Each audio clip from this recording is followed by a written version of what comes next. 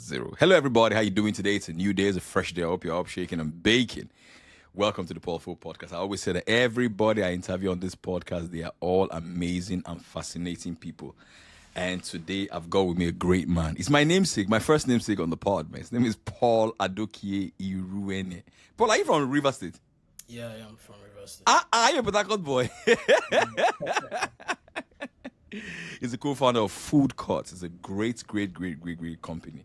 Paul, I'm going to go straight to because I know that you're the CTO of your company, and but the idea here is to inspire other entrepreneurs to see that anything is possible in Nigeria. Our problems have become our opportunities, as it were.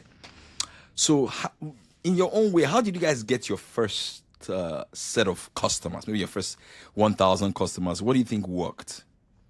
I would say what worked was the quality of our food and our attention to details, and the fact that we had a very solid application that was different from what was already out in the market.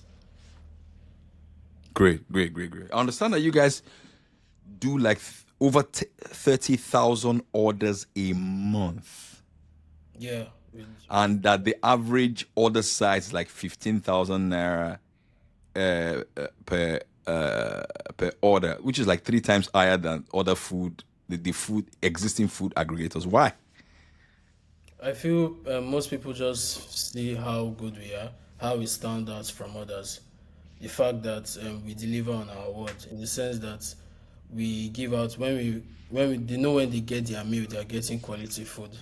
I think that is one of the things most of our customers like and why they stay on with us. Yeah. Fantastic. But just tell us exactly what problem do you guys really solve, so people have context of what FOODCOURT really does. Okay, FOODCOURT solves the problem in the food delivery, in the sense that the fact that we own all our restaurants gives us control over many things. Yes. That Yes. I would say that is what makes us stand out from others. The cloud kitchen approach we take. Very interesting. Very interesting. All right. So, what are some of the hardest challenges that you guys face in your growing stage, in growing this business? Of course, it's a challenge that even make people buy in the first place. It's traffic; they can't go to the restaurants to buy the food. So, but in growing and as aggressive as you guys are growing, what are some of the challenges so I can inspire other people? Yeah. Okay, I would say one of the challenges we face is that every day there's actually a new challenge. And there will always be a new challenge. Is your ability to solve those challenges that matter. Your team, having the best kind of team with you, you can solve any problem that comes over. There will always be a new challenge every day, like every single day. It just happens. Like for example, on the tech side of things, I would say like a customer, like ability for customers to maybe they want to order with their friends but in the same single order. You may just have to like work on a flow for that kind of thing and come up with something that will help them on the product side of things. So I would say you should be prepared for anything. But I will also say that you should not think of any problem as hard. That is when you're failing. I like that. Everything as an easy problem, you blaze through everything easily. Wow, that's an interesting mental model. Don't think of any problem as hard. Wow. Because in researching, I realized that when you guys first started, correct me if I'm wrong, when you guys go to a restaurant, you tell them to give you a section of their kitchen to be processing your orders. Am I right about that? Yeah, we did. And then when your orders now became higher than the restaurant orders, they got jealous. Oh, no, not really. No, not really. Yeah. It didn't happen like that. We just needed the space to start off with, and I believe we only did that once. Yeah. Yeah, that was when we were just starting. My partner Henry Yeah. had space with a kitchen, and we just started off with that. At that point in time, we were just testing out things. We were literally changing everything every day. Yeah. The next side of things, like the internal, we have a lot of internal tools to help us. Very Just good. constantly getting updated because everything just changes every day, especially when you start a company. You should just be ready for those early stages. Fantastic. How do you deal with a situation whereby a lot of the talents in the country are leaving the country? It's been exported. How do you recruit talented hands to, especially working with you as a CTO of the company. For those of you listening, the CTO stands for Chief Technology Officer. Yeah. Okay, so I would say I believe in like a remote work policy. I feel you can work from anywhere. Very good. That's why I feel, because that is how it has always been for me. Before I was a CTO at FOODCOURT, I always liked the remote work policy, because as far as you're getting your work done, I don't care about where you are. Just get your work done. That is what matters at the end of the day. So people leaving the country doesn't really affect things. It's still the same way. You always still get the best talents as far as you are building your team and keeping a very good work culture among everybody in your team. Yeah. Very good. How did you and your co-founder meet? How did you and Henry meet? Okay, I met Harry. Harry posted a job ad for a CTO. At that point in time, he was still in the research phase for food courts. He was the only one in food courts, because Henry did a lot of research before he started building. So he was the only one, and he interviewed me, and here we are today. You were fixing tablets in school. Did the early also give you confidence in your ability to figure things out? He's laughing. Yeah, that was fun actually. It was very, very fun. I faced very different challenges while I was in school. I was just trying to like make ends meet and like just make money in simple terms. But yeah, I feel that prepared me to get to where I am now. Yes. Yeah. Did that give you the mindset of say, you can fix anything? Because I know that you learned a particular skill on YouTube. Yes. You learn certain skills by just watching YouTube. Did that give you the mentality of do that? From the culture where we come from, correct me if I'm wrong. Sometimes when we have problems, we say it's family problem. We say it's generational curse. but you have I can figure this out mentality. Where did that come from? I would say it's one of the, like, for example, when I wanted to get into software, I was already a backend dev, but I went into mobile development, and when I started the mobile development, there was an error that was there for a long time, and I just like threw my laptop and said I'm never doing mobile again. So I was just like, it was just on my mind for 3 weeks. Then I came back and I just tried something new. At that point in time, I didn't know anything about tech anyway. And as I solved that problem, I just took that mindset on that I should never give up on any problem I face. I should just solve I it. like that. Yeah. This is so good. All right, so bro, with the Nigerian inflation, as of today when I checked, I don't know, but as of today when I checked, it's 23.2%. So how do you guys stay competitive? I mean, So my partners, Henry and Uvoke. Uvoke is the CEO of FOODCOURT. So we try to keep things very how will I say this, conducive for our customers, in the sense that even though the economy is very bad, we all already know that. yes. But like you also want to, like, you are also buying ingredients for your food. You are buying this and that. There are a lot that goes into bringing out a meal to a customer. So you have to, when you're also increasing prices, you have to be very smart. You don't want to lose your customers. So there's a whole lot that goes into it. That if I even want to start speaking about that, we'll be here till tomorrow. Yeah. A whole long process. But I would say the inflation rate really affects every food business in Nigeria. You just have to find a way around that. If you have a good team, you can face any problem. I like that line. That's a very good line. If you have a good team, you can face any problem. You can literally go to war. I like that. I like that. The Nigerian food delivery market is expected to pass $2 billion by 2032. What do you think is driving that growth? I'll say the fact that, as you said, inflation, and to constantly go high, food prices and all that, and it may be cheaper to order food to your house than actually cooking, and that is where we're going to in this current space. Yeah. So in a sense, our problem is sort of like an opportunity for organization. And we're always giving birth as well. Wow. This is so good. This is so good. If you had to do it all over again, right? As co-founder of Food Court, what role will you guys employ first and why? Okay, if I had to do it all over, I would have brought in a back-end developer on my team, in the sense Mm, that before we launched, we built the app, got the app out there. I think we were three at that time, and I had to do, like, in software there's back end, there's front end, mhm. there's DevOps. I had to do most of all those things. We already had those days, but I had to like join it because there was a lot. We have a lot of dashboards to aid internal processes.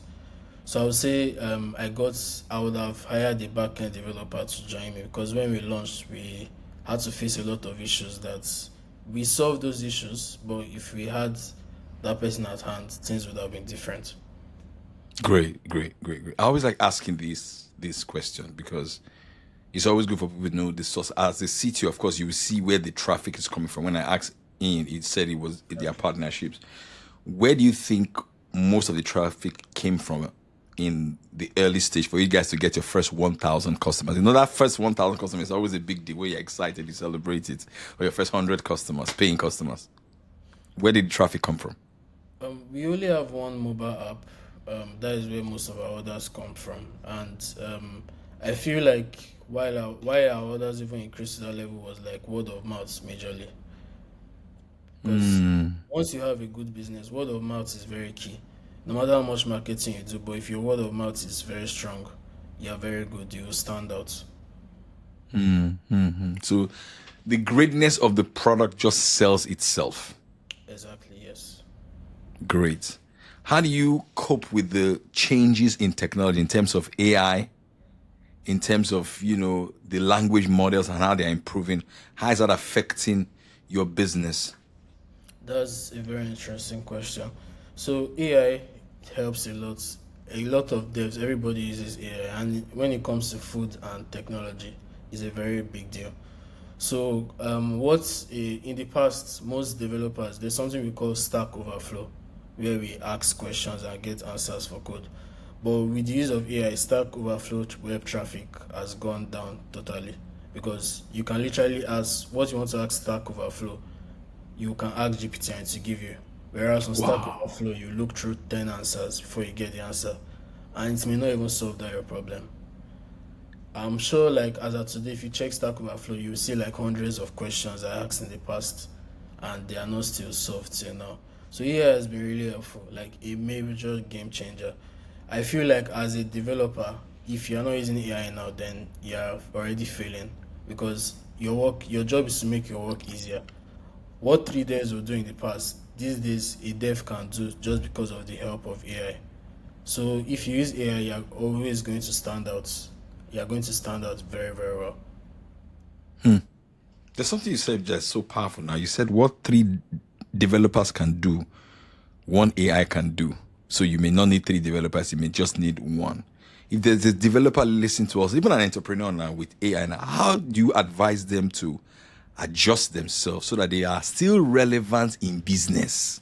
Exactly. That's a good question. So I'll say, in the sense that whatever you're doing, you should not just don't stick to the past. You should just go with the new technologies that come out. You should always be reading articles on things that come out. If a new tool comes out, you should check it out if it's going to help your work. So I'll say, as a dev, you should try and use AI to help you. You should write your code, write because these days AI can write code, AI can build websites. You don't need to stress yourself in doing a lot of things. I use AI every day because I write code every day.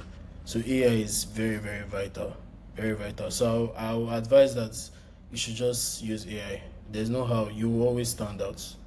You should not just stay in the past. You should definitely use AI. Great. Are you at liberty to share one or two tools that you think every entrepreneur should use? One AI tool is Chat GPT, I'll say Gemini, Grok. okay, yeah. So I'll say it actually always changes. There was a time I would say Claude, that is Anthropic's AI, Yes, was the Anthropic is best very good. for development. But these days it's been Gemini, because they constantly change their models. so it changes. So right now, I would say she use Gemini. It's very good for developer. Great. How Fantastic. was your YC experience? I Oh, mean, YC was that's a fun. big deal, man. Yeah, YC was fun at that time. It was a big deal. Yeah, it's still a big deal. YC was really fun. It went through a series of interviews and we got to the final stage. Um, I believe what they liked what we had to give. They liked that we were solving a problem, and one thing they really liked was the technological impact because we demoed what we were solving based on with our tech, and they were really happy with that.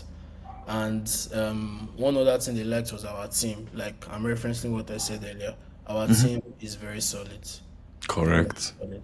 So that was a good experience. I enjoyed that. Great. Speaking of team, what do you advise a company to do practically to make their team happy, loyal, and stay with? And you know that people don't stay in jobs for a long time nowadays. Yeah. So one thing I would say is you should like everybody in your team, you should develop that person. So one thing that I really like in this whole technological journey before I started, right to where I am, I like making people better. I like the fact that I can know somebody that didn't even know anything about design. Design is now a senior designer working for several companies. Very Somebody good. that didn't know backend, and I've helped a lot of people. That is my favorite part of this journey so far. So I'll say your team, you should just develop everybody. Everybody should just be getting better. That's what I always tell them every day in my team. As far as you're getting better, that is what matters. You just need to be getting better. What do you need to get better? Do you need these courses? Do you need help with other devs? Do you need this and that? I feel that's very significant. Very good. Very good. I like that. Very, very, very interesting. What are, apart from your space, right? The food space, the delivery space, is there one or two companies? What one or two companies you look at, they're doing stuff and it really, really inspires you and go like, whoa, these guys, they get it. And why? Okay, I'll say Piggy Vest. Piggy Vest. Oh, great, great, great, great. Shola, Because I've interviewed him on the podcast before, so hey. oh, okay, Yeah. that was nice. That was nice. Yeah. So I'll say Piggy Vest because of their reliability. The fact that a user can say my money is in Piggy Vest. I'm not scared of anything. Once you have that customer trust, that is a very, very major thing. And that is one thing I like about Piggy Vest. The trust they've built over the years. It's a very, Yes. very good product, and I really like the product. Yeah. Yes. Very, very, very, very. I mean, a lot of people have shared stories of how they save money in piggy banks to buy a house, to buy a car. Those are very powerful. Do you guys share such stories about those things? I was hungry. I ordered food from FOODCOURT. I couldn't come out of my house. All those kind of emotional stories as well. Yeah. Yeah, we have a lot of good reviews in that sense. In that sense, yeah. We have a lot of good Very reviews. good. Very So when good. it comes to the food, yeah. What's the one book or podcast or YouTube video you have referred everybody to? A lot of people to say, watch this or listen to this or read this. And why? Okay. I would say more of the creator of Linux. I read a lot of things he writes because he invented a lot of things in software. We won't be here without what he has invented in the past. The creator of Really? Linux operating system, yes. I always refer people to check out what he has done because he's one of my idols in technology. What's his name? The creator of Linux, right? Yeah. Okay, so the creator of Linux created C programming language. Awesome. He created a lot that we use in DevOps. He also created I'm trying to remember what he created. It's okay. Once people just Google creator of Linux, it will pop out His there. name is Linus Torvalds. Sorry, I didn't know you meant the name. His name is Great. Linus Torvalds, yeah. Great, great, His great, name great. is like related to Linux, Linus Torvalds. Very, very good. Wow, Paul, this has been a great and a fascinating conversation. I'm very, very happy with what you guys are building and what you guys are doing. I'm also looking forward to having a conversation with Henry, your co-founder, I message all of them. Let's see how that goes. So wow, thank you so. I can stop the recording now and just have a quick chat with you if that is okay with That's you. fine. Yeah. Yeah, I've stopped it.